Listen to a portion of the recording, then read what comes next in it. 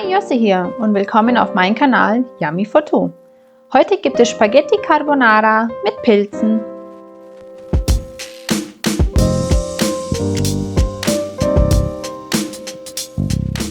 Dazu braucht ihr 200 Gramm Spaghetti, 5 Stück Pilze, 2 Eier, 30 Gramm Parmesan, 100 Milliliter Schlagsahne, 1 Teelöffel Brühe und 4 Stück Bacon. Lass uns starten. Zuerst Spaghetti kochen. Bacon in Würfelstücke schneiden.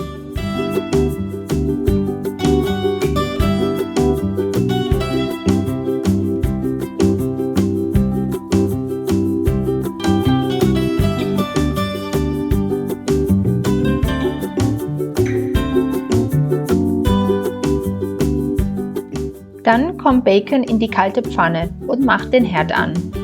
Schon nach 2 Minuten könnt ihr sehen, wie Bacon sein Fett hinterlässt.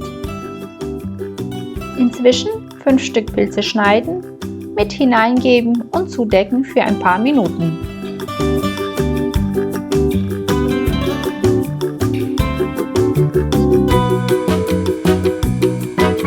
In einer Schüssel 2 Eier mit 30 Gramm Parmesan, 100 Milliliter Schlagsahne und 1 Teelöffel Brühe zusammenmixen.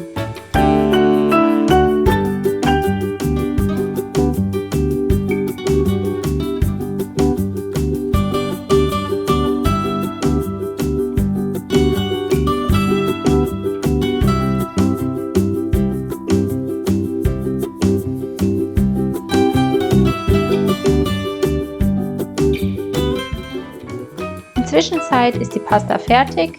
Nach 5 Minuten dünsten, die Pasta dazugeben und die Soße. Was ganz wichtig ist, sobald die Soße in der Pfanne ist, den Herd ausschalten. Sehr gut verrühren.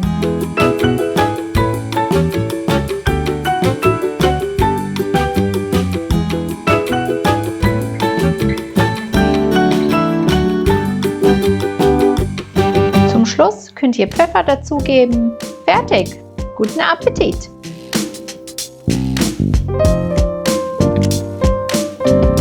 Wenn es euch gefallen hat, Daumen hoch, bitte schreibt euren Kommentar und abonniert meinen Kanal, damit ihr die nächsten Videos nicht verpasst. Ciao!